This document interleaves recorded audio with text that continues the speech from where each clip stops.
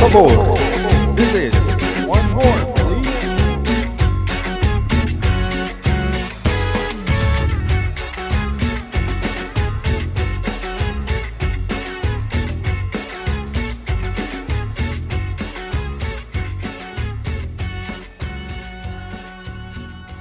Hello, and welcome to Otra, por favor, Otra, por favor. episode number 45. 45. How are you today, Coque? I'm amazing, man. I feel great. I'm happy to be back behind the mic with you in this very, very intimate setting. As you can see, we don't have a special guest, but we have two very special people in front of y'all. Sometimes that's all you need. Yeah, man. In this podcast, we like to discuss, our goal is to discuss topics about soccer, life, and culture.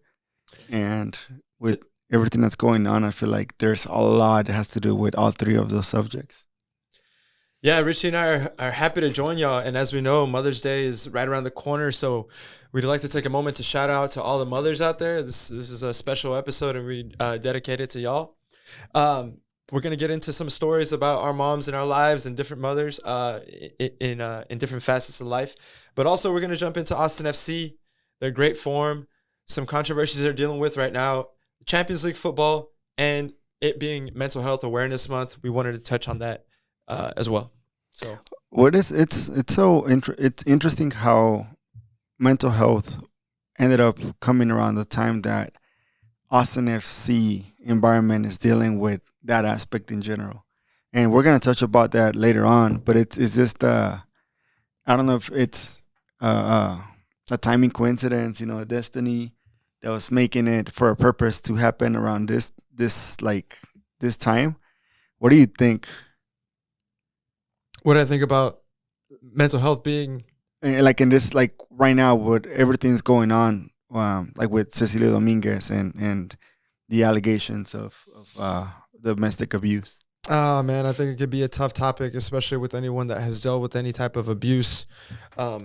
Particularly all of our fellow women out there that have dealt with that type of stuff. So we know Austin FC and our supporter culture is inclusive and wants to be caring and loving towards all. So when you get this type of news that kind of divides the supporters, hits us in the heart. But apart from that, I mean, just living in the state of Texas makes your mental health sometimes go astray with some of the things Governor Abbott does, and even now at the Supreme Court level, there being some rumblings out there.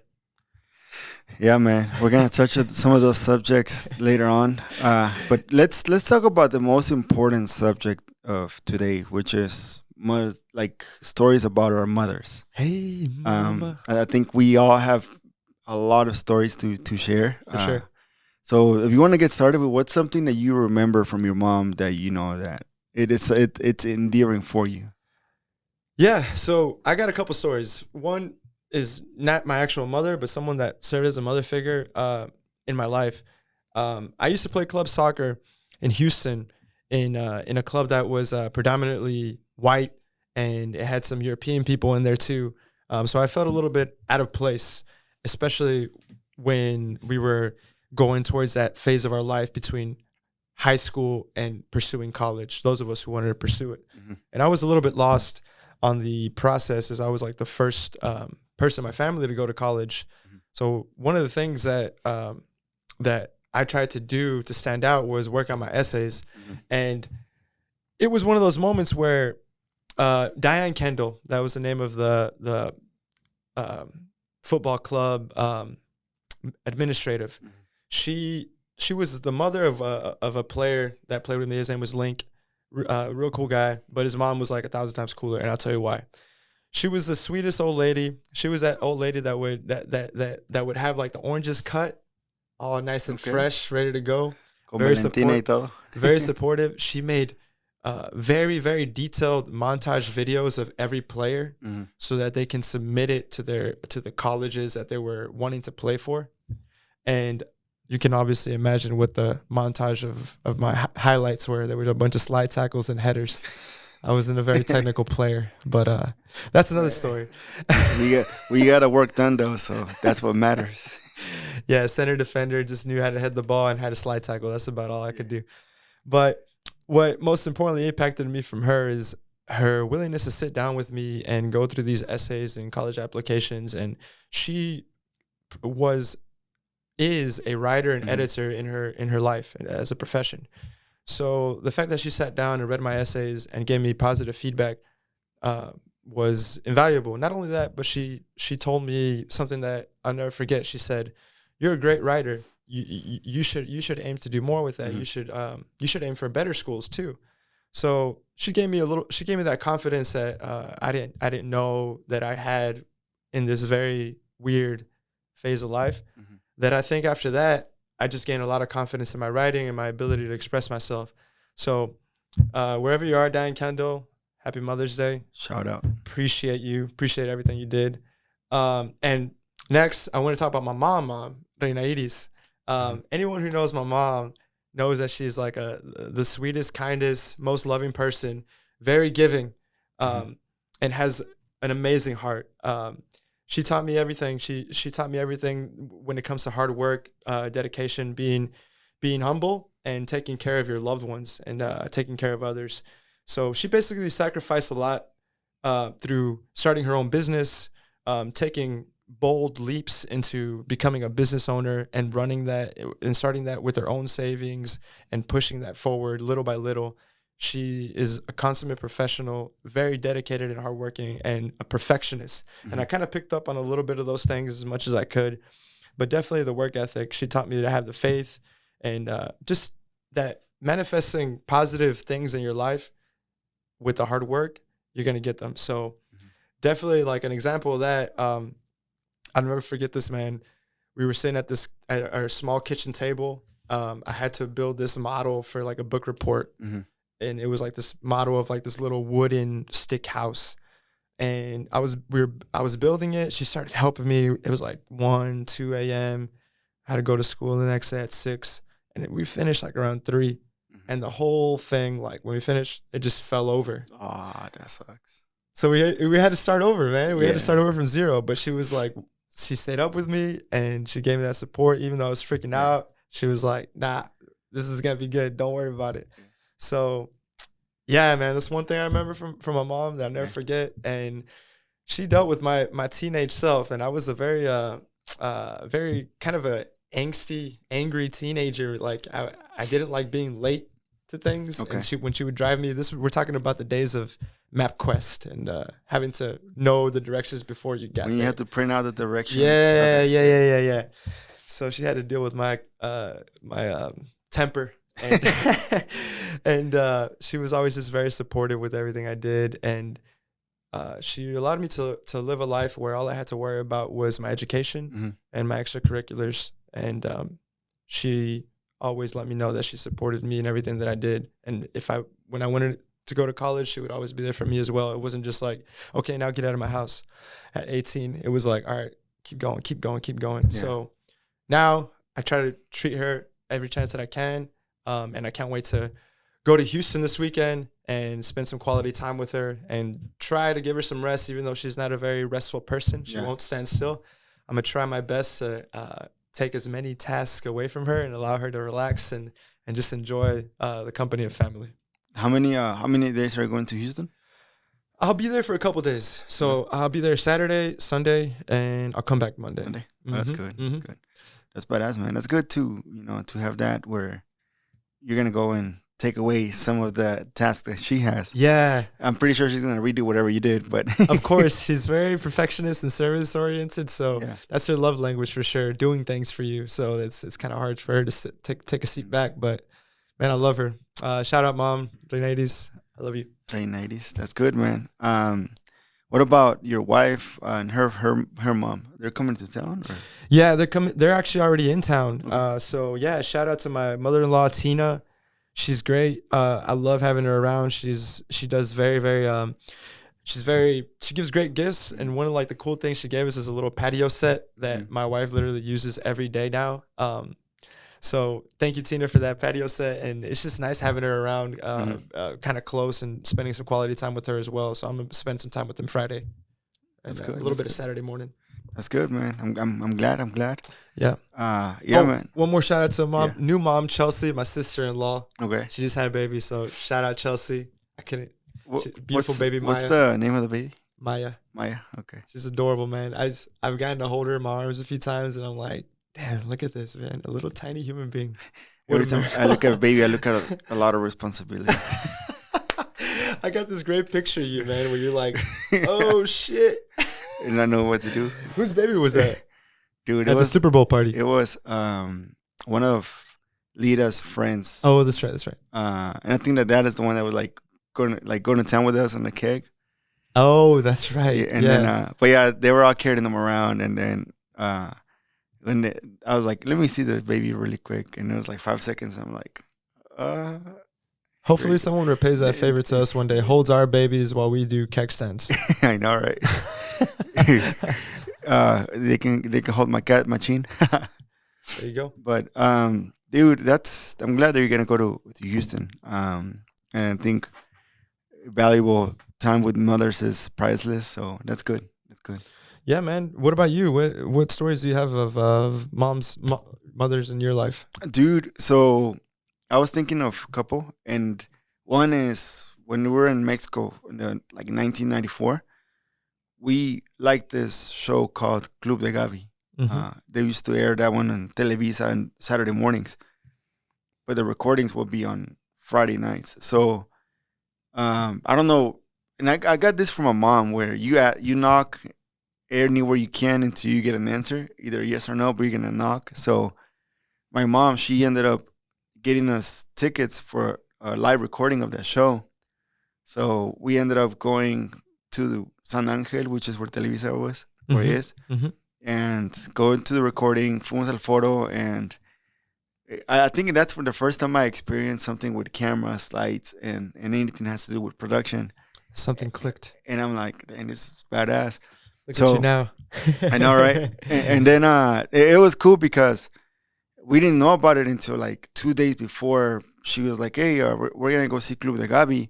And I thought she said, we're going to go see Club de Gavi in a house or something. But that's actually like in the studio itself. So that was pretty cool. That was the one time that I remember that weekend. I also had a game that Saturday morning. So we come back late and then go play my game. But like that morning, we ended up going to pick up a burger because I used to like burgers. Now you don't like burgers? I still like, In-N-Out is the best. For my opinion, I love In-N-Out, dude. Okay, sorry. Don't mean to derail your story, but that's a hot take. It is a hot take, and I can fight anybody over it. Nah, preferences people got. I know some people that that like Whataburger. It's cool. But anyways, that was a pretty cool experience, because you've seen like Club de Gavi in TV, but you're actually there in the recording, and then they show the air that recording like 2 weeks later.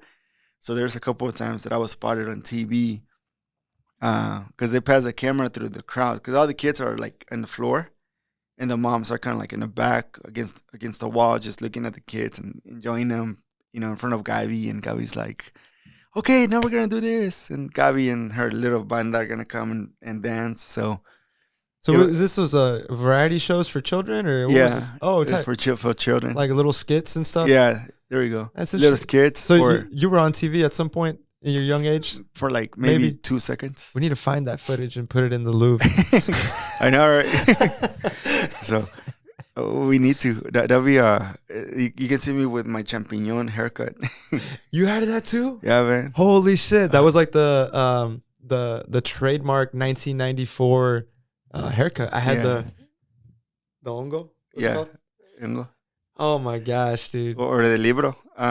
But I try to do the libro, but I have a calic here, so it will mess up my libro because all my hair will just pop up. What made you want to get a libro? Just because everybody on TV would have it. You know what made me want to get a hair split down the middle, the libro? David Beckham. That? and Leonardo DiCaprio on the Titanic. Oh, shit. He had the libro, so I was like, oh shit, look at him. How old were you in that time? I don't remember, dude. It came out in '96, so I was probably It's 5, 97. Yes. 5 or 6. I remember that was the first movie I saw in the theater. Well, the first movie where there was like a boob, Mm-hmm. and I remember my mom was like, "Bájate, no veas eso." And you're like this. And then I just looked between the seats. I looked between the seats, and I'm like, "Oh my gosh." You're like, ah. And ever since then. Nah. It was like that curiosity. But after that, I mean, that became my sister's favorite movie. Yeah. So like, we had that VHS set, Yeah. the 1 and 2, and she would always want to watch it. Dude, I went to the movies when they came out, and man, like teenage girls will be crying and like, oh my God, he's dead. But that movie was like that movie in the 90s, like when it came out on TV, like in a movie theater, it was like, That was a cultural moment. it's a cultural moment. Yeah. Yeah. But that's one story about Club de Gabi, and then the other one was actually recently. So my grandma passed away, as we all know. Rest in peace. Shout out where you're at. Hopefully up there. And my mom and my grandma had a rocky relationship for some time. I would say up until we moved to Texas, and my they would talk, but it would be pretty like dry. However, when we moved here, my grandma just like missed the hell out of us. So every time she would come, my mom would always be accommodating to her, and little by little, my grandma started loosening up on her. I mean, she was getting older, so she started to loosen up more on her attitude, because she would be like pretty strict towards everyone, and my mom would like stand up to her. Sorry. So, as time went by, and then my mom, she got her green card. She tried to go as much as possible to Mexico, just because for her it's kind of like it's my mother, and I gotta go see her and spend time with her and take care of her, whatever she needs. Right. So that happened in 2018. That's when my mom got her green card, and then she started using it like pretty often to go. So as my grandma, like, she became more ill, my mom started going more often, and actually would stay there for a couple of months. So my mom was telling me like on like when my grandma's, whenever my mom was gonna go to another like part of Mexico while she was in Mexico, and my grandma was like, hey, just before you go, I just want to tell you something. She's like, yeah. She's like, be careful and I love you. And my grandma, like, is the type of person that she would not say I love you to anyone. Tough character. Dude, I was like, I think my mom, like, that kind of like made her, I mean, she had love for her mom, but that like made her appreciate her more. So one thing that my mom got is, got a lot of closure with my grandma, and a lot of moments where they had a mother-daughter moment. So it was pretty good. So good because, like, in her mental health, she doesn't have, she misses them, and that's normal. But she doesn't have the fact that, like, man, I wish I could have had a good relationship with my mom. So that's good. I that's something that, my mom, she learned. I mean, my mom has always been a very loving person, and she doesn't really hold grudges. And she's also caring, so she was able to actually care for the one person she, that gave her birth. So yeah, that's a pretty cool, like, for me, what I take is that, like, like, it's the first Mother's Day without my grandma, but I feel like she's gonna have this sense of, you know what, I did everything possible, and at the end, it paid off. Well said, Richie, man. I'm glad you're keeping the memory of your grandmother alive by speaking of her. I think it's important that we remember our loved ones, especially the ones that have been lost. And thank you for sharing that story, man. It's beautiful. I hope you have a good time in Houston as well. I know you're going to, or Galveston. Yeah, Lamarck. Hey, there you go. Yeah, it should be good. We're gonna hopefully get some crawfish. That's hopefully crawfish. I love it. Crawfish boil. I love it, man. All right, y'all. So I think that wraps up the mama segment. Unless you wanted to make a plug for the best tamales in this side of Oh yeah, of the Mississippi So another thing, or with the Rio mom, Grande. anytime my mom cooks tamales, I always come back with like dozens. Like I think the last time she sold them, I came back with 35 dozens. He was a tamale kingpin. Dude, I had two big ass coolers, and I would just go around town, delivering them and stuff. And it was like people that I didn't know. Yeah, chill out, bro. 5-0 is gonna stop you and confiscate those. So yeah, dude. I think that's gonna happen next December or when it gets cool. So if you need tamales, hit me up and I'll get you some. Yes, sir. Shout out to the best tamales this side of the Rio Grande. That's right. So, all right, let's jump into it, man. I feel like we're talking about moms and and abuelas, like they, stereotypically, my mom, my grandma in particular, she loves her novelas, right? She has to watch her stories. Yeah. And with Netflix now, it's like immediately there, so she can watch any novela at any streaming service. So it's like, how do you get her away from this? We don't know. We have you brought Pantalla to her, that app? Oh man, no, dude, I will not wait until she finds out of Pantalla, and it's like another level. Grandma, I hope you're not watching this episode. But I feel like novelas to my abuelita is what Champions League football in general is to us, bro. Like it's really hard to not spend the entire damn weekend watching every single game possible. Yeah. And the games that happened, or not just weekends, also during the week, the games that happened this week were incredible. And we're gonna start with Champions League. Villarreal versus Liverpool, first leg, Liverpool won comfortably 2-0 in Anfield. And they held a pretty strong game. Villarreal tried their best to defend. And their coach, Unai Emery, he's a fantastic coach. He's taken his team.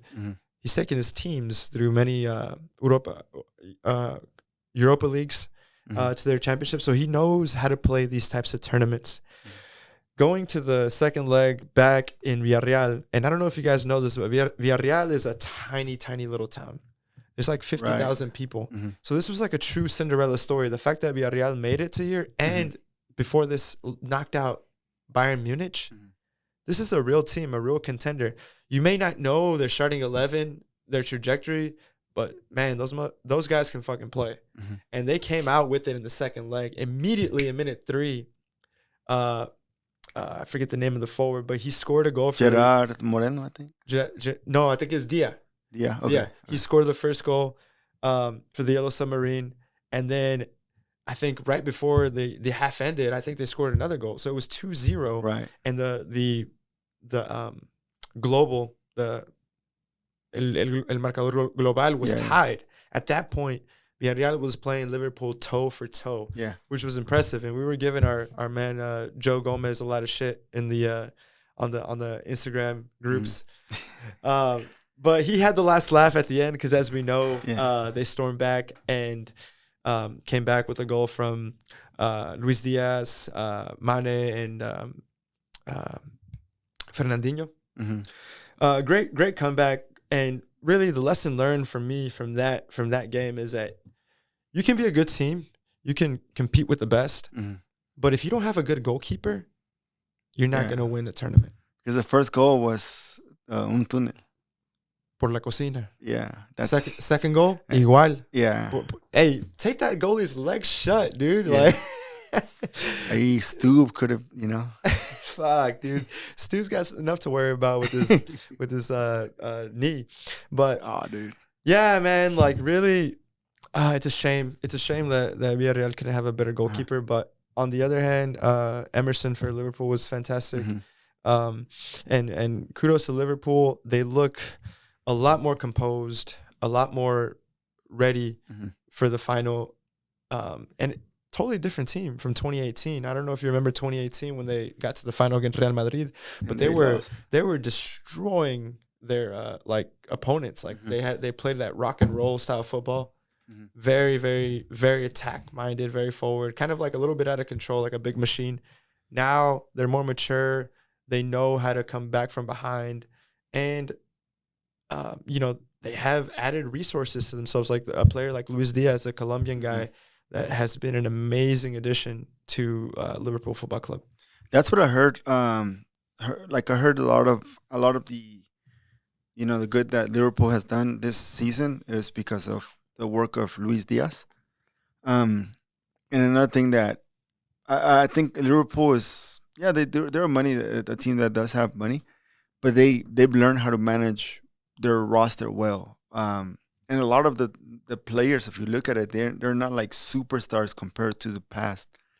Uh, Sorry, or compared to other teams in Europe. Like, I mean, now they are, but whenever those players were signed, Salah was, coming out of Roma. Um, you would see Firmino, he was benched sometimes in the forward. They had the loss of Coutinho, so everybody thought their star player was gone. Sadio Mane came in. He was just a good player, but no one really knew like what he was capable of until Klopp literally took all these players and made them like and had them work and push them to like their fullest potential, and they keep on raising their own bar every season.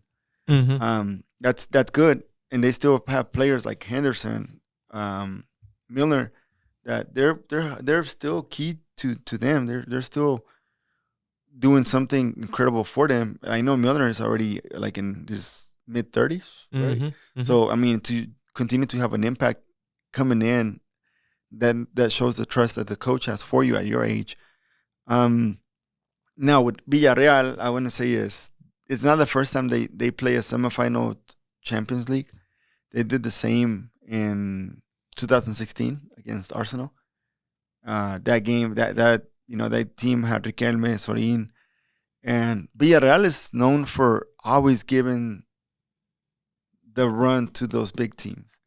Like Yeah. like every time Real Madrid is about to like they're like tied with for the La Liga, and they play Villarreal, it's like that's for them. That's their kryptonite. I would say because just that stadium right there has so much meaning, can do a lot of impact El to the Estadio de la players. Cerámica. De la Cerámica, yeah. Yeah, So credit to the fans, man. I think the biggest takeaway, not only as the heart and the spirit of Villarreal, the amazing tournament they gave, but just the fans, man. The fans like follow their team with the passion and visited Anfield with the passion and stayed cheering to even after the game, after both games ended. It's the type of fans that type of supporters that clubs aspire to have, mhm. and that we're kind of blessed in a way to have something similar here with Austin FC. But we're talking right now world stage, Champions League, Yeah. and you could tell that everybody is savoring every moment of this, and Mhm. and it's a year they'll never forget. Yeah, and I mean they're gonna get some money, so they're gonna be Mm-hmm. able to buy some players. In case some of the players that are actually doing well go to another big team. Right. But I'm glad like that that was a game that it was worth watching for Champions League. Yeah, for sure, man. And we always talk about this Spanish versus English rivalry, like, or out of the top flight leagues, which one is the highest right now? Hmm. And there's been a lot of talk about the English Premier League being top dog right now Right. with the best players and best coaches. But these Spanish teams have given these English teams a run for their money, Hmm. man. You're talking about the two best teams in England, some consider the world, and these Spanish teams that people might not even put them in their top five Right. are going toe for toe. So there's something to be said about La Liga. Like you can't underestimate the quality of players and the quality of teams there. Mhm. That being said, Liverpool, one player we didn't mention was Diago Silva. Diago Silva has been an incredible player to watch. He's a very different type of player. He's not your standard English style Premier style Mhm. player. He's very technical, very composed. His passes, his percentage of passes completes is off the charts. The way he touches the ball, his technique, he seems to always kind of be a step ahead with his first touch. It's something that is incredible to watch because he's one of those players that plays at a different level Mhm. for his team. So I'm glad to see English teams getting these types of players that maybe don't seem Mhm. uh, English style, like Diago Silva Vertical. and Luis Diaz, Yeah. like these kind of these players que le dan otro sabor al Yeah. fútbol. You know what I mean? Yeah, it's good to see that because for me, as you talking about Diego Alcantara. For Sorry, Liverpool. yeah. Diago Alcantara. Diego Silva, I'm like, I think My that's bad. PSG. No, you're good. My bad. And I was actually thinking, like, wait, I know there's a Diego, but. No, My mistake. Yeah, I know. You're good. Diago Alcantara. No, but I like what Liverpool has done. Even Arsenal did it to some point where they would play a bit different than the vertical, pelotazo que dan in Inglaterra. So it's I'm glad, and I mean they've always had players that kind of have the same style. If you look at Xabi Alonso, would do the same back in the days. Yeah. Coutinho in his time. So Yeah, Coutinho. that's something that it's word. It's always for me. It's like I'm not a fan of Liverpool, but I do appreciate their work, because the way they play, the way they se renuevan. Yeah. And then like o renuevas o te mueres. And I think with them is they've known how to stay afloat with and especially a lot of players from their own like academies too. For sure, and a lot of credit to Jurgen Klopp and his team. Mm-hmm. I mean, he's an incredible coach that I think any team would love to have. Mm-hmm. Just the passion that he gives to each game and his players, and the way he speaks to the press and the media. Mm-hmm. Very open, very honest, and very true to himself. So, kudos to him, man. I don't know. I think that kind of wraps up the Villarreal Liverpool. Do you have anything else you want to say before we move on to the main course? Before we go to the main course, let me just what they did at the Bernabeu yesterday. I'm not a Real Madrid fan, and I don't ever wish they win. But god damn, just how they clapped for Ronaldinho in 2016 after he scored 3 on them. Like, you gotta give it to them. That team is just the way. I didn't watch the game until they scored, because I had like a meeting and I was preparing for the meeting the whole day, so I didn't get to watch it until they scored those 2 goals and they tied the game. Just think about the trajectory of their tournament. The way that they knocked out PSG, right. The way that they knocked out Chelsea, and the way that they came back from what seemed to be an unstoppable Man City is incredible. I think this tournament that Real Madrid has done can go in the history books of like one of the greatest runs of all time. Not necessarily for its like utter dominance, because it's more for their ability to pull results in the most improbable times. You know what I mean? And I think that has made incredible drama. We were talking about earlier about with my abuelita loving her novelas. Well, this is our novela. This is the greatest novela of all time. Yeah. It's just 22 guys in polyester shorts and shirts and running out there and giving it their all. You know what I mean? So it's crazy, man. It's crazy. I think what we saw was historic. Benzema and Luka Modric at a combined age of 70 years old. That's crazy. And how do you think they've lasted that long? Man, it could be they're taking advantage of the resources they have. Their mindset is different than probably players in the past. They have passion for what they do, and that's the most important thing. You can tell they enjoy it. So yeah, I think for sure they have a different type of passion for the club, more than their own lives, you know, like maybe, yeah, of course they value their lives, but the type of heart that they show the club is insane. I think Modric in particular is very clever the way he runs now, because in the midfield you got to run a lot, right? But he's not a horse out there. He's not running like a madman. He runs. He picks the right moments to make runs, the right moments to do tackles. And not only that, but Real Madrid this season have had a Liga where they had enough buffer to kind of give these older players a little bit of rest in between, which is good. when you look at the other side of the coin, Man City, who has been at the top for a while, but Liverpool's on their heels, so they don't have that much luxury to kind of rest their players, and their squad isn't that deep. The other thing to think about is maybe what we considered old before to players is not necessarily old now. We used to consider 30s, or, after 32 old. Yeah. But sports science and nutrition and just the fact that when these players at these institutions go to train, they have testing done to them through their blood and saliva where they can tell them, all right, this is what you need to eat. This is what you need to drink. And this is how you need to train today. That type of level of sophistication and detail is something that maybe 10 years ago, definitely 20, 15 years ago, we didn't have. So you're able to see players like Modric, Benzema, and Ronaldo do perform at such a high caliber, in such late years. One thing that I like about Real Madrid is another team just like Liverpool. A lot of the players come from La Cantera.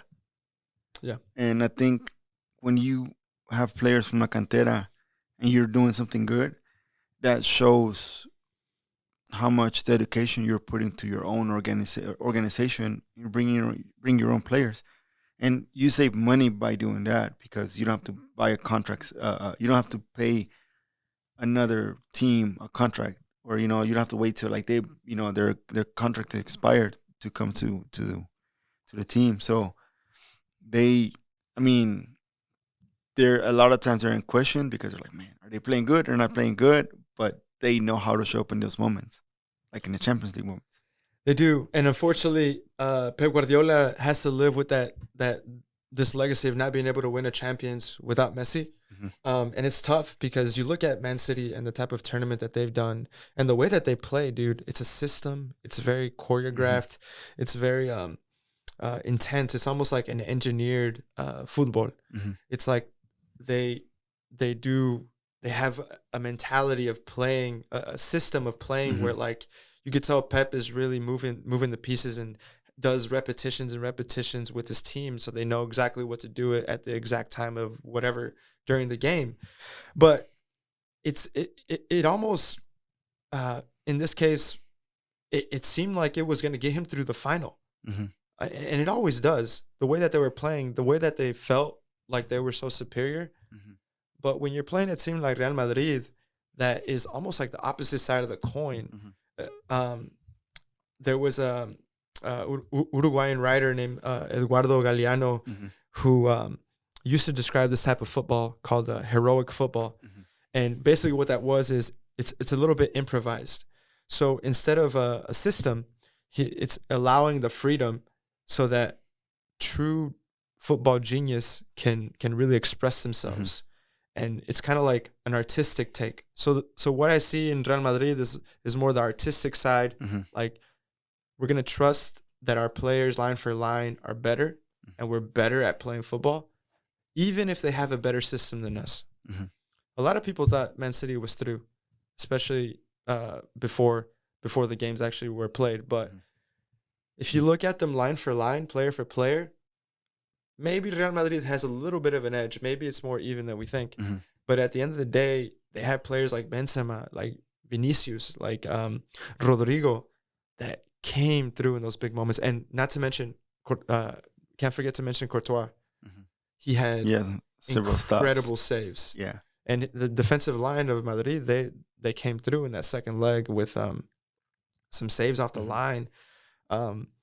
Overall, Real Madrid has the heart and the mentality of they have the championship mentality. Even if they're down, they find a way to come through. So you got to respect that.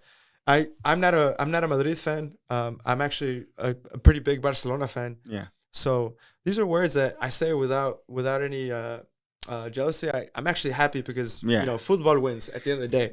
That's my whole thing too. What we're witnessing, what happened. What we're witnessing is history right now. Madrid's having an amazing time. Yeah. Fuck it. celebrate it, enjoy it. This Mhm. is beautiful to watch. It hurts Barcelona's not playing at this competitive level. Right. But, football, it's phases, man. It comes in and out. And I think like the final is gonna be played by two teams that are there. Sometimes they're not the favorite to win. Every year, you always hear people say, "Oh, it's gonna be Manchester City, Chelsea, PSG, Munich going like Bayern Munich taking the champions." But you rarely hear Real Madrid until like now. Liverpool sometimes, but this hopefully this is a good final. That's gonna be just out of like you said that something that could be improvised sometimes can allow the players to be more of the geniuses in the field with what they know and how to use every space available. Because I mean, if you look at like you were saying, Modric and Benzema, those two players know where to play, know where to move, where to stand, and how to make a pass in a crucial moment like this. They also have just huge, for lack of better words, just like big balls, dude. Like the werewolves were like, Yeah. the fact that Benzema missing 2 penalties decides to kick a Panenka in a semifinal. It reminded me of a little bit of Zidane's 2006 penalty against Italy. Like, at what stage to do something like that so audacious? You know what I mean? The zero FX. It's crazy, man. And the height that it got was incredible. It was crazy. But another thing I wanted to mention was Carlo Ancelotti is an incredible coach. Yeah. There's always like the battle of the coaches, Pep versus Ancelotti. I think Pep did the best he could, but honestly, I think his players let him down at the end of the day, because he had the whole system down. But Carlo Ancelotti, you have to look at the other side. He's great at managing his players. He's great at coming in and adapting to everything. He comes from that Italian college or like Italian school of coaching that has made great coaches like Antonio Conte and Allegri from Juventus. It's like this university of football that teaches them how to adapt to the game, not necessarily to play one style. It's like there's many styles to play. So when he was coaching Everton, he played one style, and now he's coaching Real Madrid. He's going to adapt to that, but he's very laid back, and he's aware and able to get along with big egos. Real Madrid has big egos to deal with. Yeah. Not only as players, but also as directores, Florentino Perez. He's controversial. The biggest one of all. He's a big ego, so yeah, he's able to get along with him enough to manage the team, and he almost plays with the calmness of like, hey, I know I'm probably gonna get fired, but I don't care. Like, it's gonna be fine because I'm gonna give results. And you can tell, man, like the fact that they won La Liga, and with such high margin, and the picture afterwards where he's smoking the cigar with all his players around him. You know what I mean? That's some legendary shit. That shows the like that just for me is every time I see something like that, like with the players doing like that with the coach, that shows how much there's a goodness in that guy, in Ancelotti. Like his knowledge doesn't get in his way to being a human being. Exactly. And you see him on the sidelines, he's very calm, cool, and collected, little eyebrow here and there. But you could tell, man, that he knows what the hell he's doing. Like playing Valverde on the right was a big deal. Taking out Modric, or I forget if it was Modric or Casemiro, and putting in Camavinga. Dude, Camavinga's fast. Camavinga came through for them, bro. He came through. Yeah, the players really respond to him, and he's a tactically skilled coach with tactically skilled players that are able to come through in big moments. And he said it himself. It's special. It's very special not to lose your heads. His players, he's like, my players, their shoulders never drop and their head remains cold. I can't say it better. Yeah. I mean, that's straight from Ancelotti's mouth right there. That's some gold right there. That's some golden words right there that encourages every player that plays under you. I cannot wait for this final. Liverpool get their chance at redemption. Yeah, right. You have Salah. I'm sure Salah cannot wait for this final, man, because he's not going to play a World Cup. Mm-hmm. He got injured the last final he played with the shithousery from Sergio Ramos messing up his arm, falling on him. So I'm sure he's itching to score. I'm sure he's itching to make an impact, and the whole team is just ready to go. Now their final is going to be the first final for Real Madrid without Ramos and Ronaldo. I don't think it matters.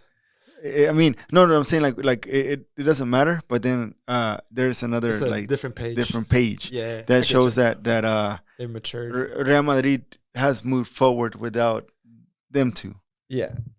And the new players that come in, like Camavinga, I mean, he like yesterday's run for, I think it was the second or third goal. It was like insane because he did a 30-yard sprint with the ball. He saw the space and he took it.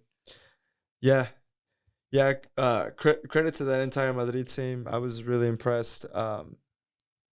Man, dude, you just got to take off your hat and enjoy it. What do you think about this final, Richie? Who do you think is going to take it? Man, I honestly don't care as long as there's free beer. Either, I'm always down to go to watch parties as long as there's free beer. So, Joe Gomez. No, I think Liverpool's going to take it. As much as Real Madrid did well, I don't want them to win. So,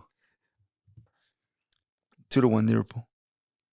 It's not that I want one to win and one to lose, but just based on the type of tournament it's been, I'm going to say Real Madrid finds a way because they know how to do it. They've proved us wrong again and again and again. So that's true. I think they got the luck of a champion. I think they got the heart of a champion.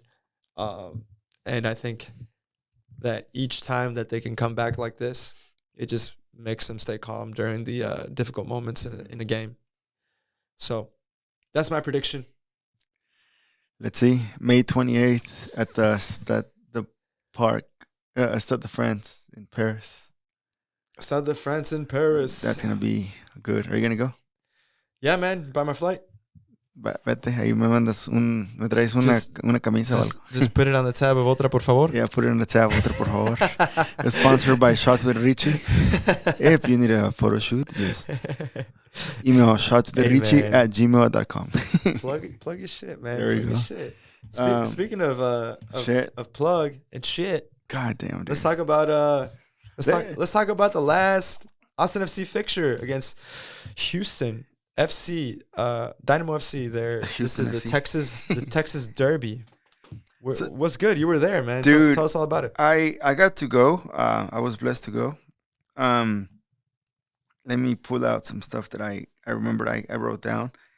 And it was a game that from the beginning, it was a bunch of expectations.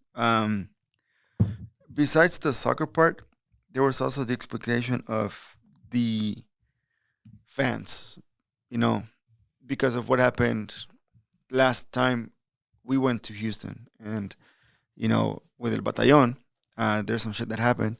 So there was... Remind us what happened. Basically, one of the players from La Murga, he was walking to his car by himself. Not to his car, to his hotel. After the game, and a lot of shit went down where this one guy from Austin FC, not the team, but like a fan, went to the Batallón side and put a smoke bomb on their end.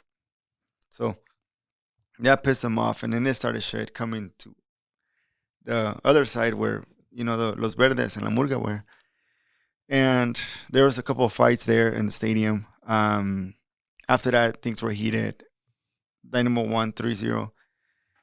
And this guy is walking to his hotel by himself. And as he's walking by, 3 Batallón players, they're like, hey, look what we got here. So they jumped the guy. They took his trumpet, and they took a couple of scarves from other people, and they posted on social media. So a lot of people in Austin, which is understandably, they took it as like, oh hell no. And it was not like next time they come we're gonna get them, but they were just pissed because they got one of ours. I mean, imagine if you're going, or we have Chaparro going to the stadium, and someone jumps him. I mean, we're gonna be pissed at the person that jumped him. Like that's not right. No matter, there should. I mean, I'm against violence in any form of aspect. Everything that, even if we play, sometimes we get heated and we push each other and everything, but it stays in the field. Anything that's past that is always gonna, lead to violence and retaliations and whatnot. So then Houston came here, and I think it was October. Austin FC won, and as the battalion was leaving, there was a bunch of security around there, and they were actually trying to run down the stairs to start some shit or run to the other side where Los Verdes was at. So a lot of Los Verdes people came, not Los Verdes, but like a bunch of, well, yes, Los Verdes, but a lot of members of Los Verdes that were mad, they actually showed up right in front of where they were leaving. So there's a lot of shit talking here and there. There's a lot of cops and nothing happened. It could have been bad if there was no security. So leading to this game, the one game that everybody's focused on from the first, like from the beginning of the season was just this Dynamo game in Houston. The security part, the what's going to happen when we go there. Are people going to be safe? What protocols are we going to take when we get there and we leave? So nothing was really decided until I would say Thursday when I had a meeting and Houston finally said, hey, this is what's going to happen. How we're going to organize everything so you guys can come in and out and everything. You guys are all in the same place, especially as a supporter section. So the game happened. When we arrived, they told Austin FC actually paid for a parking lot. So everyone was there, like 200, 300 people were there in the parking lot. And we all walked in together. And thank you to the Houston Dynamo, to the PNC Stadium for being able to create a very well organized protocol where when we come into the stadium, there's nobody else from the other supporter section come to our side and start shit. So that's good. A couple of guys here and there showed up and wanted to start mess, but compared to what it would have happened, that was avoided. So that was the game. Before the game starts, we get a first goal against us, and Stuber gets injured. It was a half-court shot. Golazo. I think the breakdown was a bad pass from Dani to the back. Yeah. Deflection. Stuver tried to clear, but it was right to the Houston player. The Houston player took a couple touches and just hit a fucking fire rocket. I think Sebastián Ferreira. Sebastián Ferreira. Paraguayo. Yeah. Golazo. He saw it and he's like, all right, let's do it. He caught Stuber with a bad decision off a bad decision from Dani. Mm-hmm. Very unfortunate, but what was even more unfortunate, kind of adding insult to injury, was the injury to Stuver.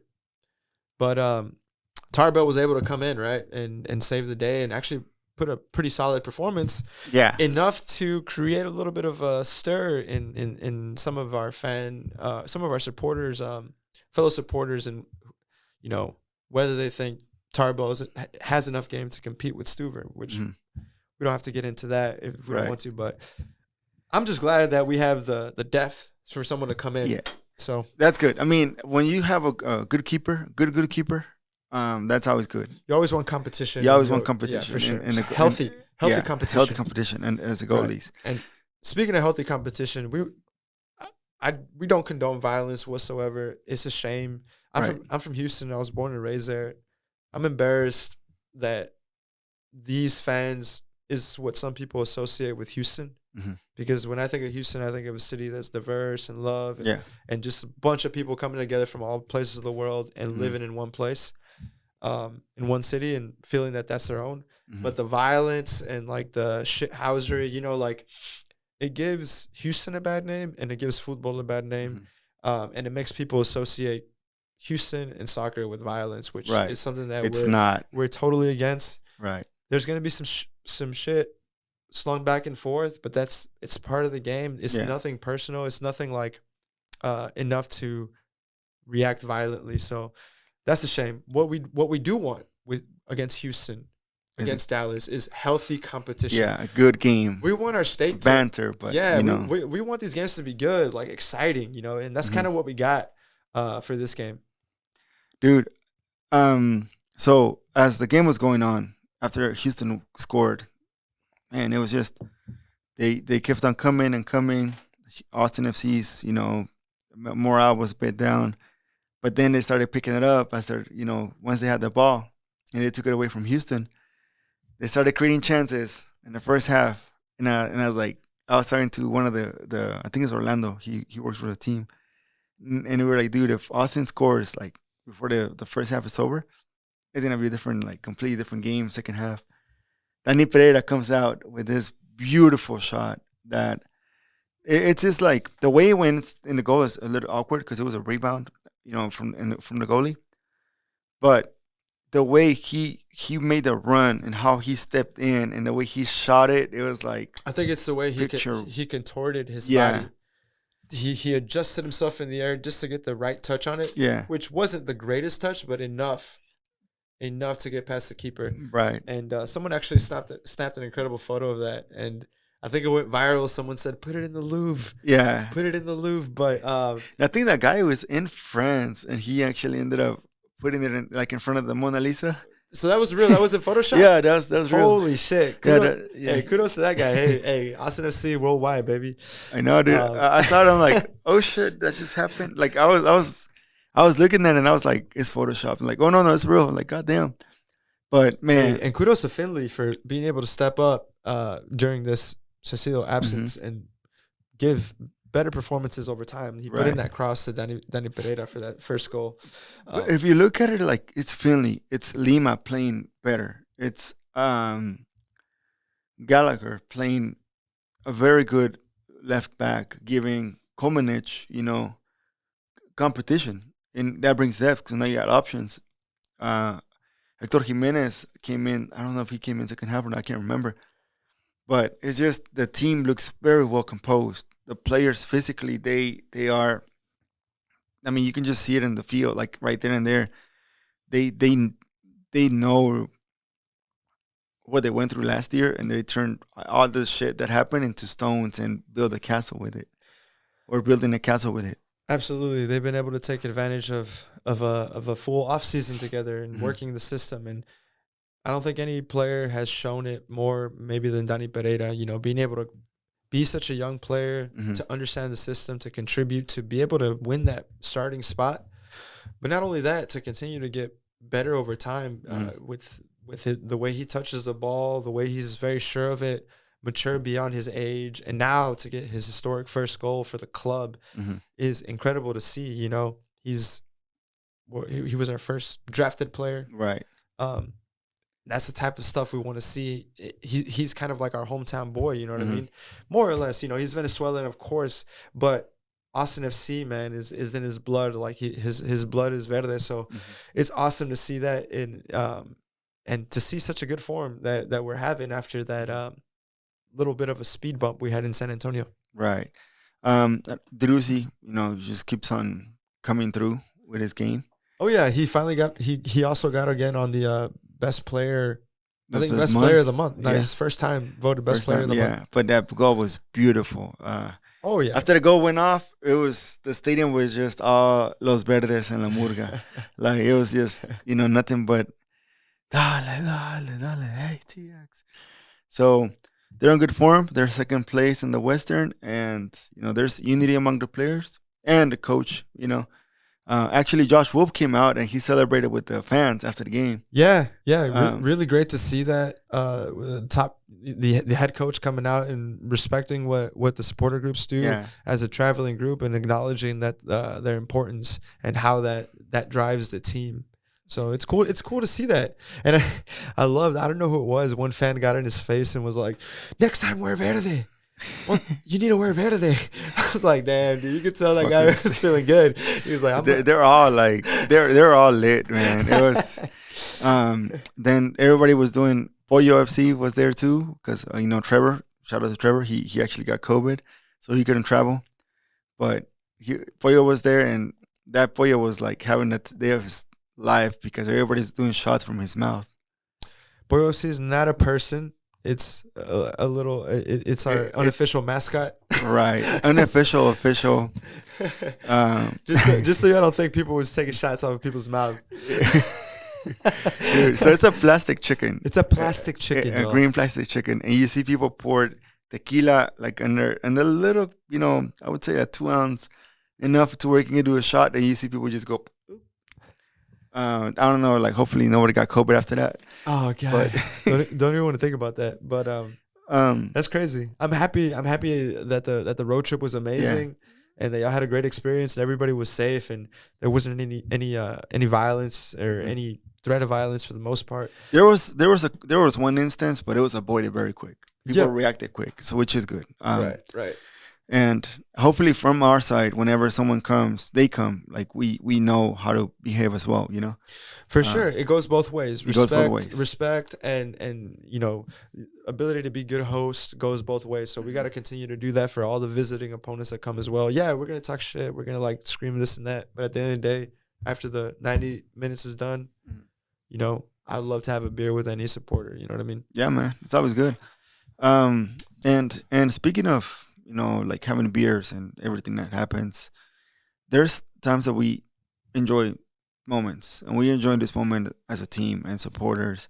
But the I would say Austin FC is also going through a very, very touchy subject, and that's Cecilio Dominguez. He's reinstated after suspension for domestic abuse. I don't know the exact details. I know the first instance that happened was in 2016, and they're saying that it was the second one that happened around this time. I think when we have this type of situations, the first thing that comes to my mind is everyone loses. You're gonna have people that pick sides. You're gonna have people that get into it because some people are gonna defend the player, and some people are gonna go making sure he knows that he did wrong. Which, if there's anything that resembles domestic abuse or violence, that is wrong. There's no black or white. That's a wrong thing to do. It's having a negative impact in a lot of people, especially a lot of people that maybe have faced this type of situation, and they're going through either a mental or emotional distress. So for me is, do you think, or what do you think? Okay, because the supporter groups, Los Verdes and Austin Anthem, already came out with statements. Pretty much, they were both released this morning, and they were pretty much not okay with him playing in the team. Well, I think men's sports in general has a level of machismo that kind of goes into kind of the boys will be boys, the protect the players at all costs. Let's look past any type of slip ups that they might have historically. And you look at other sports. I mean, we were talking about Houston not too long ago. Like their quarterback went through their own scandals. I'm blanking on the quarterback's name, but Jackson. Deshaun Jackson. Yeah, Deshaun Watson. Sorry, Deshaun Watson. Yeah, he went through his own scandals with allegations of sexual abuse to massage people that get massages and stuff like. And Houston Texan fans were like a lot of them were protecting him and saying that he should still be the quarterback and this and that. Eventually they, I believe they parted ways, but you look at many instances of sports where they protect their star players or they protect their assets. These are assets. Players are assets to a team. Right. But I think the MLS is different. I think Austin FC is different in the fact that the values we have as a culture are more powerful than the values that the assets have for us as supporters. So the fact that the team hasn't, the official word hasn't been as transparent. We don't know what's going on. And they just reinstated him back in the club. I think there was like a clause there about getting some counseling, some ongoing counseling. I think they're trying to make some steps to kind of ease him back in and maybe kind of see how things go. But it creates a wedge in the supporters. I think we should all stand up against violence. Right. We were talking about that earlier. And these players are representative of us in a way. So how can we say that y'all means all if one of our players has shown a pattern of abuse and violence towards women?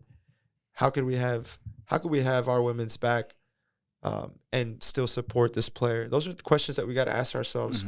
So the fact that Anthem and Los Verdes came out with strong statements denouncing any acts of violence and saying that they won't support Cecilio, I think was an important step, difficult step for a young club like Austin FC, but a necessary one if we wanted to continue to be true to our values. That's good. And you mentioned earlier off camera, and you said that this place is I would say, so in the future you're gonna know where the supporters stand. In the case we ever get someone bigger than Cecilio Dominguez, we get someone that got away with a lot of shit, whatever they were at. Like here, that won't slide. You're saying they're setting a precedent, or what's that word? Yeah, they're setting a precedent. Yes. Yeah. So that's good. Even before there's an actual final decision what the team does with the player, I think that the players have to know that at the end of the day, no matter how much money, no matter how much power, no matter how much influence, or no matter how they are well known or not, there's certain lines you cannot cross. And that line of domestic abuse, domestic violence in any form, that should not be. I don't know if Cecilio used his position as a leverage and against his partner in the form of like what in Mexico we call it machismo. That's what I was listening to just like glimpses of like what there is in Paraguay, and they're like, say, is Cecilio, what did he do or what did he say? Is first of all, they wanted to know if his partner was okay or his former partner is okay, and if Cecilio didn't come with a mentality of you're here because of me, and because of me, like you're depending on me and everything that I have, and if we're done, you're not gonna be able to live your life because you're depending only on me. So that's a way to show leverage. I hope that's not the case, and I hope everything does get clear. At the end of the day, I think Austin FC, for me, they could have been a little more clear in some aspects. I know other teams tend to protect their players when this situation happens. Austin FC didn't do that automatically. They actually the statement was released by the MLS, which they're the ones in charge of everything that comes to soccer in America. So they maybe it's good how the MLS is set up, because there's a protocol they will have to follow, like stay quiet and don't release anything until we're done with further investigations or until everything's clarified.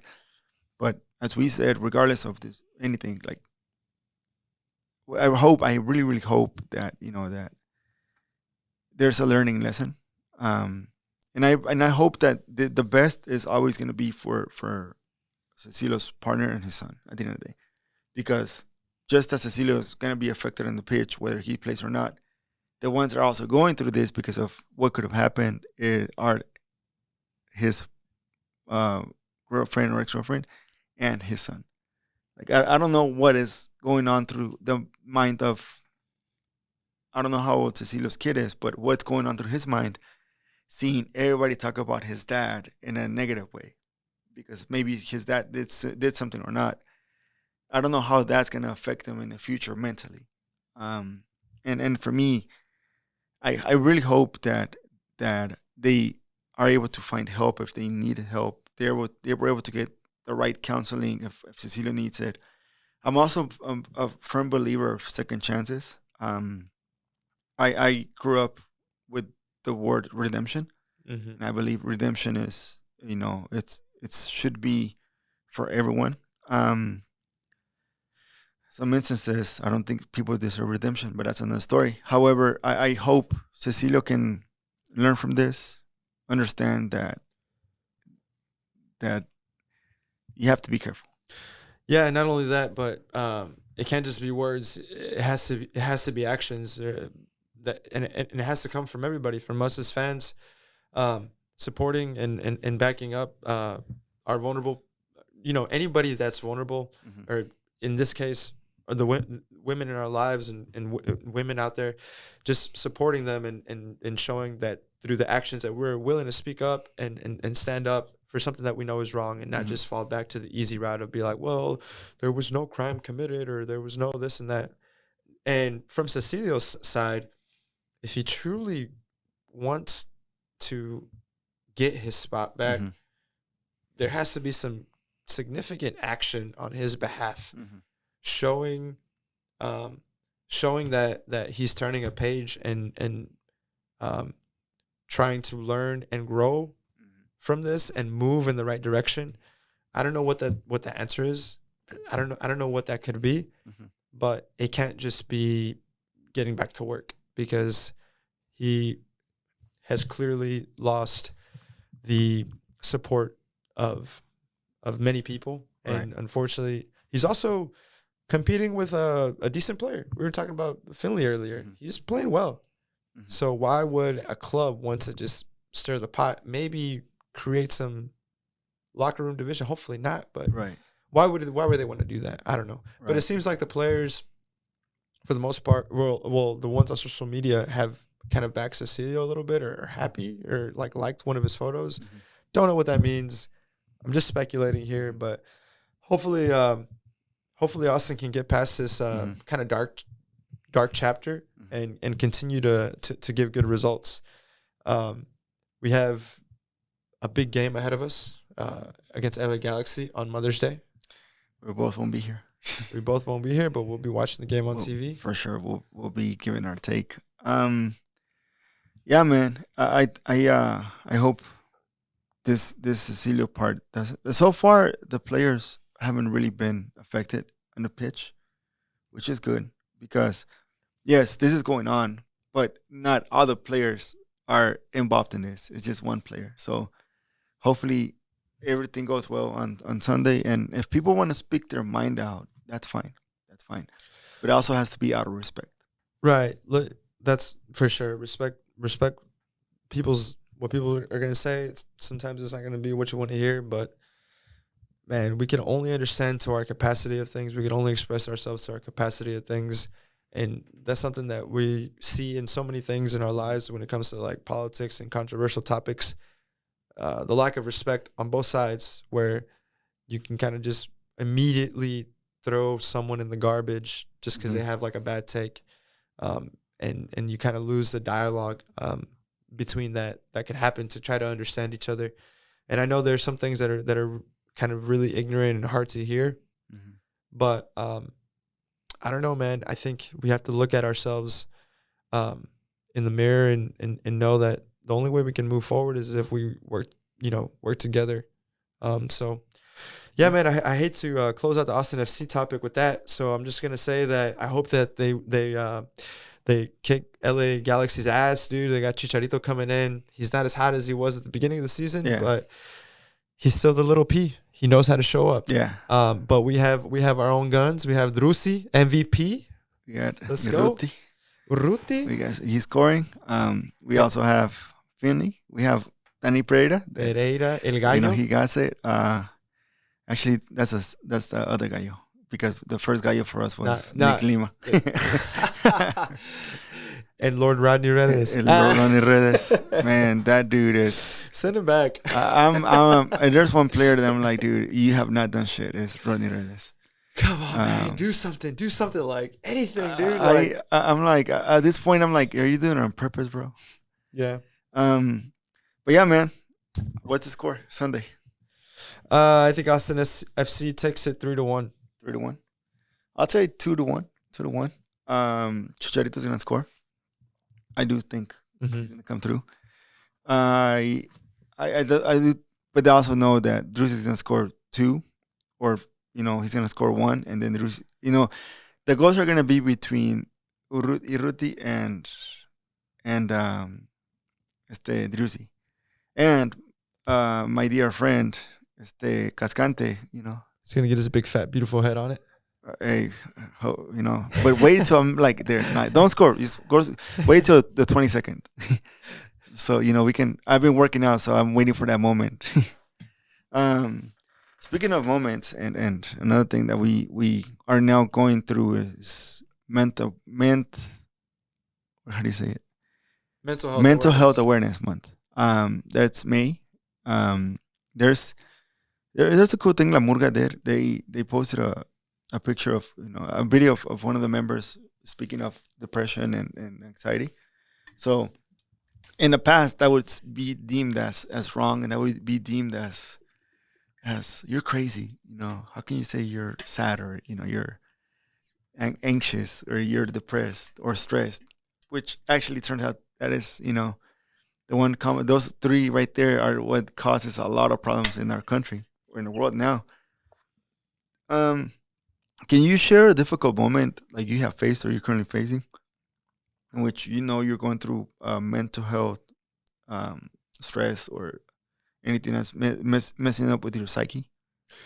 Yeah, for sure. For me, it was definitely my final year of college. Man, I wasn't going too well. I was not performing academically, not doing well in studio.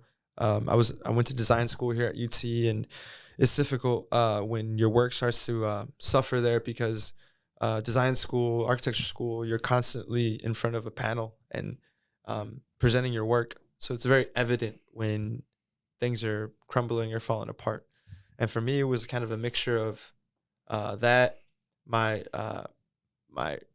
relationship at the time, and just like knowing that at this time when I'm supposed to be making that next step into career, I'm finding myself not able to reach the finish line, and everything kind of crumbling. I became really anxious, very nervous, irritable, to the point where I would get like just rashes and just like I wouldn't even want to come out of bed some days. I would just kind of skip classes, and it was tough. It was something that I kept really close to me, and not a lot of people knew what I was going through. And I think it goes into that masculinity topic that we've touched on a few times. Like, what does it mean to be a man? And for me at that time, being a man was like, hey, man, you got to deal with this on your own. No one's going to help you. This is your battle. Like, figure this out. And what I thought was the way to go about it was actually the way to continue to destroy my path moving forward. Like, my health suffered, my career suffered, and I had to take a step back and like push out my degree plan. And it wasn't until I spoke to counselors, and they, after begging me a few times, or just strongly suggesting that I should go take advantage of the resources and go get some counseling, some therapy sessions, that I finally listened to their advice, and I went and I sat down and I talked to a professional over the course of 8 or 10 times. I don't know how many times it was, but until I did that, I didn't know what the steps were for me to get better. And a lot of it was just being kind to yourself and understanding things that I didn't know. I thought it was just about being a hard ass to yourself. So just like understanding that that it's okay. Like, it's okay to kind of forgive yourself for your failures and just move on. But just be kind to yourself. If you need that break, take that break. If you need to take that rest, eat that meal, it's not the end of the world. Do what you got to do to take care of your mental health. For me, it was getting exercise, which I wasn't doing at the time. Getting exercise, playing soccer, talking to my family and friends, and being more open about my situation. So, yeah, man, that was a moment in my life that was difficult. I was dealing with a lot of things, but I'm glad I came out on the other side stronger and a little bit more understanding of that this can happen to anyone. Like, it doesn't mean you're a weak person to ask for help. It doesn't mean you're a weak person to say, hey, I'm going through a tough time. Showing that vulnerability, if anything, that only shows that you have the real strength, the true strength to persevere through the difficult moments in your life, man. So, yeah, I'm very thankful that I had those counselors and family and friends that supported me through my perceived failures. But at the end of the day, like, a failure it's just an opportunity to succeed at a different moment. It's like one step closer. That's not what it is. It's just one way that you learn something that is going to help you get to that next step. So yeah, man, I really hope that people, kind of learn or just understand a little bit more through that. But yeah, man, that was a difficult moment that I went through in my life back in 2014. Okay. And you dealt with it by getting counseling. Yeah. Working out. Yep. Talking to friends, family, and then eating right, and taking a break, and playing soccer, taking a break from school. Yeah. That's good. Yeah. That's good. Because imagine if you would have kept going to school and with everything that was going on in your mind. It was borderline impossible for me, man. But yeah, it wasn't working. I'm glad you got that, because I mean, just by that, I know there's one friend that I know that is constantly keeping up with his mindfulness and with his mental health and physical health is you. Not saying that any of my friends don't do it, but you're the one that is constantly thinking of a way to help yourself. You're always, but not just like you're helping yourself, but you're also trying to bring something to someone that maybe might need it or not in the future. For sure, man. This life is a battle for everybody, man. And if you can help someone out by sharing a book, a video, or something that you're doing that's helping you, like, for example, meditation has helped me a lot. Reading certain things has helped me a lot, but also doing something creative like we're doing, finding our community outside of our day-to-day jobs. That's something that I think helps both of us. Yeah. You know what I mean? So I appreciate you too, man. You helped me jump on this platform and do something fun and creative and different and meet incredible people and tapping into their infinite inspiration. We had Daniel Hinojosa here that was last week. That was for me. That was dropping dimes. That was a episode that, man, it inspired me, dude. Because if you haven't listened to that episode, Daniel Hinojosa, owner and founder of Lift ATX, man, you gotta check that one out. I was like, I think just what I needed. I mean, for what I'm doing or what I'm striving to do, it was like, okay, I got it. It came in the wrong and at the right time. Sorry. Yes. That's good, man. I think for me it was, man, I've had so many. I would say one was, what was the most? I was after college.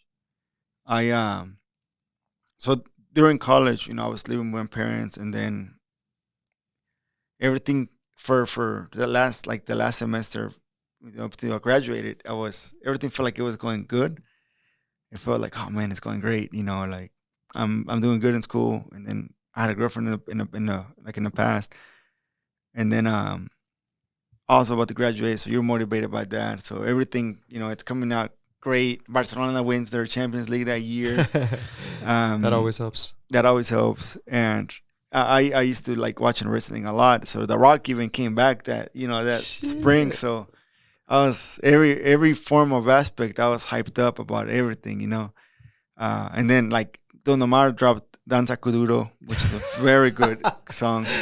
This is a moment in Richie's life. Yeah, That's Duro. I'm over here like everything's cool. And Kanye dropped All of the Lights with Rihanna and Kid Cudi at that time too. Oh, yeah, that was like the best album of the 2010s. My Yeah. Beautiful Dark and Twisted Fantasy. Yeah. Oof. Around that time, it was pretty cool. So everything was great, and I was like, man, it's cool, it's cool. Graduation comes, and then I was in a job where I was not liking it. I just enjoyed not working there at all. So there was a lot of just bumping heads with my boss, and then I was like, you know what? I need to find my way out of here. And then I already have a degree. I don't have papers, but I already have a degree. So I'm gonna go to Houston and find a job. Dude, the first job that I found was a week after my graduation. Actually 2 weeks, because we went to, for Memorial Weekend, we went to the river in San Marcos, and then my next day to work was actually that Monday. However, it was selling Dynamo tickets. But you're like, oh man, you're gonna work for the Dynamo. No, dude. You actually had to go like to every business, door to door, to knock and hand out this pamphlet with like four little, like one of those like papers that are already pre-cut, and you pull the ticket, and each of them costs $20. So out of those 20, you only get $2. So you had to sell a shit ton in order for you to make money. And that was it. Like that was there was no like there was no base salary. You got paid just by commission. What? And that's crazy, man. Dude, I did that for the first month, the first week. I only did it for 2 weeks, and that kicked my ass in every aspect possible. I didn't know like what I was getting into. I thought it was a marketing job where you go set up a booth and talk about the Dynamo to people. No, you actually go out there and sell those tickets. That's how bad Dynamo doesn't have a good fan base. Because even with that, they can fill the stadium. Not against the team, but it's against the people that are in charge of it. They keep on messing up every time. So that happened, and that just, I was also because the job was in Houston. It was like past almost 2 miles away from the Woodlands, and I used to live in Galveston that time. So I would have to drive. It's a long ass commute, man. And leave 5 a.m. so I can get to that place by 7. Which, I mean, I didn't mind driving. I actually enjoyed the drive because I was like, man, I imagine myself, I'm in Houston now and I'm cool. When I get to the job and I'm like, oh, this sucks. So then I go to my aunt's house and live, and she's very kind. And, she's like, hey, you can stay here as long as you need. I'm like, all right, cool.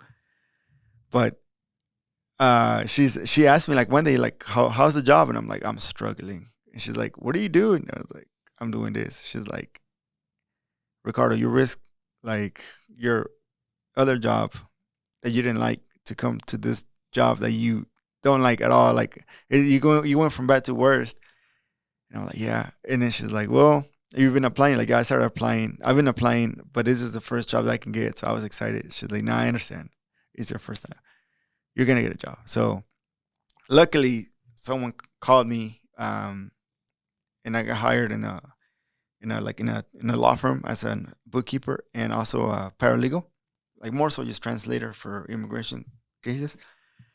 But the pay was $14 an hour. You had to go move to an apartment close to the Galleria, so that shit was expensive. I mean, I would say in that time when I was in Houston living and working there, that like te curtió, like that just literally, you were challenged financially, mentally, because you're on your own. I didn't want to depend on my parents, and I'll go visit my parents, but I would never let them know like, hey, this is actually like, one day I stayed with like $5 in my pocket until like the next payday. So I went to get a bunch of ramen noodles, and all right, for 2 days, this is what we're eating. But it's all good. So that happened, and I think I after that, I felt like, you know what? I went to college. I already have my degree. Now I need to do something that, besides like this job as a bookkeeper, I need to do something that is gonna help me, push me in a way like that I've never been pushed before. Besides, like working out or playing soccer.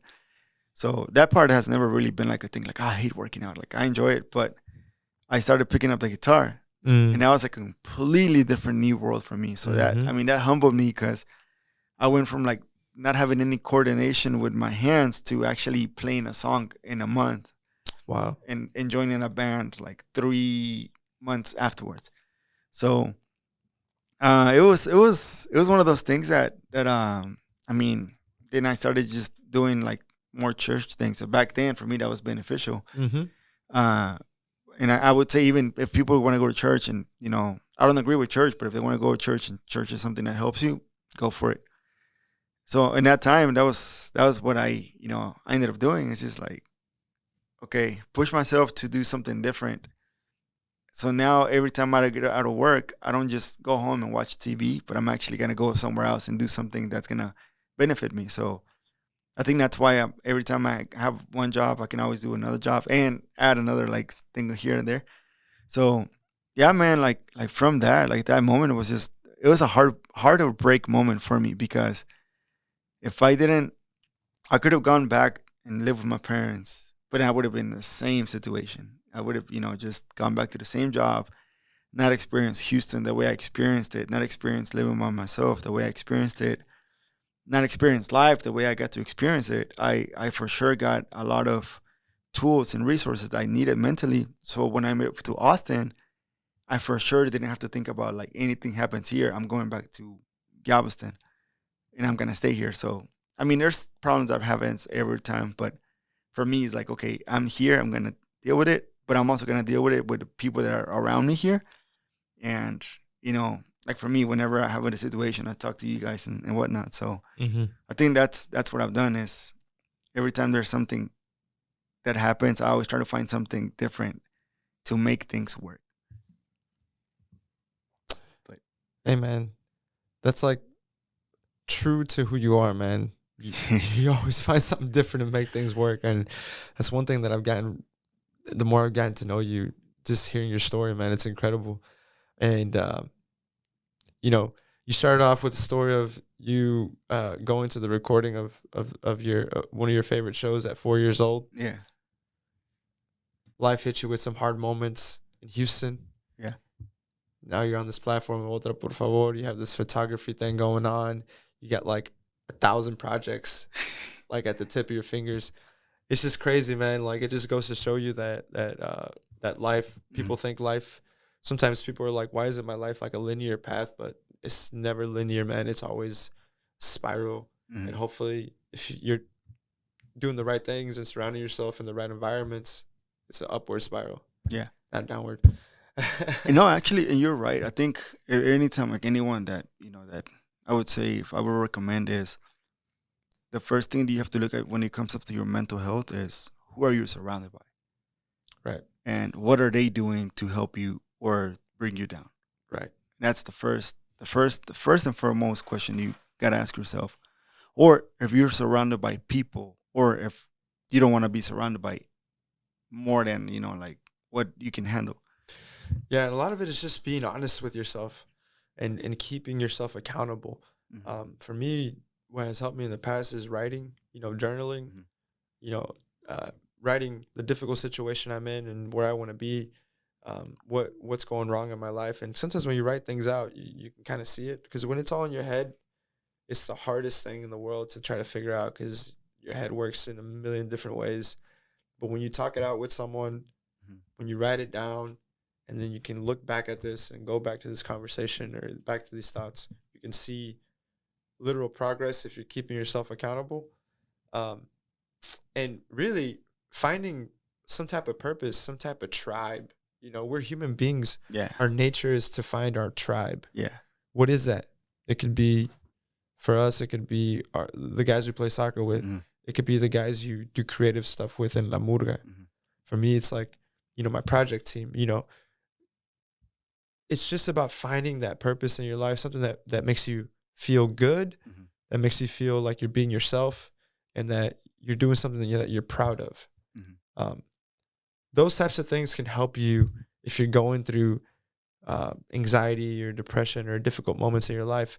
But it always starts out with just being honest with yourself and seeking help. Mhm. You know what I mean? And wanting to do it. So Right. definitely, I recommend if you're going through a tough time, man, reach out to your loved ones. Mhm. There's a lot of organizations that are out there to help. I think Richie wanted to touch on some of these. Yeah, if you're going through you're in a place where there's abuse, domestic abuse, the National Domestic Violence Hotline is 1-800-799-7233, and I'll put it out there whenever this episode is released. You can also go to Safe Alliance, a Texas advocacy project, or the Asian Family Support Services of Austin. Um, and if you are reading, like listening to this episode, and you need help, let us know, and we can try to help you. Don't let us know your story, but let us know, like, hey, you need help, and we can find someone. Confidentiality, man. Like, anyone can reach out to either me or Richie or us at the podcast, and we'll try our best to point you in the right direction. Something that can help, or even if you just need someone to hear you out, man. We're here. We got a lot of love for our community here in Austin, and just friends and relationships all throughout Texas, and that we truly value. People doing great things out there. Some guests in the past that have come through this podcast doing great things out there out of state as well. Just know that that Richie and I, we're the type of people that are open and always willing to help someone out as best as we can. That's just the type of people that we are. So, yeah. Yeah, and without any further ado, this is another episode of Otra por favor. Otra por favor. Just don't forget to drop a comment, let us know what you think. Also, what else do you want to hear, or you have any questions? Follow us on Instagram, Twitter, Facebook, and Otra por favor, and our website is otraporfavor.com. And see you guys there. And to all the mothers out there, happy Mother's Day, and enjoy your weekend. And el Día de las Madres, el 10 de mayo. Happy Mother's Day, everybody. Se cuidan y adiós.